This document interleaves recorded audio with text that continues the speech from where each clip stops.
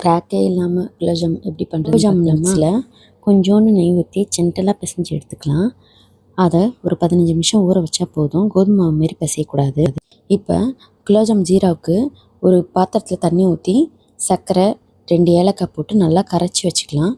கம்பி பதத்துக்கெலாம் வரக்கூடாது, கொதிச்சா போதும். கையில் கொஞ்சம் எண்ணெய் தடவிட்டு கொஞ்சம் அழுத்தம் கொடுத்தே உருட்டி எடுத்துக்கலாம். கிராக் இல்லாமல் அப்போ தான் வரும். கொஞ்சம் ஜென்டலாகவே நல்லா அழுத்தம் கொடுத்து எந்த ஷேப்பில் வேணால் உருட்டி எடுத்துக்கலாம். கடாயில் எண்ணெய் காஞ்சதும் ஒரு பாலையும் உருட்டி வச்ச எல்லா பாலையும் ஒன்று ஒன்றா போட்டுருங்க. அதை சிம்மில் வச்சே வறுத்து எடுங்க. பொன்னிறமாக ஆற வரைக்கும் வெயிட் பண்ணி பொன்னிறமாக ஆன பிறகு எடுத்துருங்க. ரொம்ப தீய விட வேண்டாம்.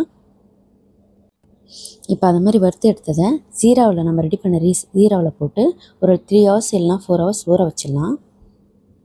ஊறின பிறகு சாப்பிட ரெடி ஆகிடும். இதுக்கப்புறம் டேஸ்டிங் தான்.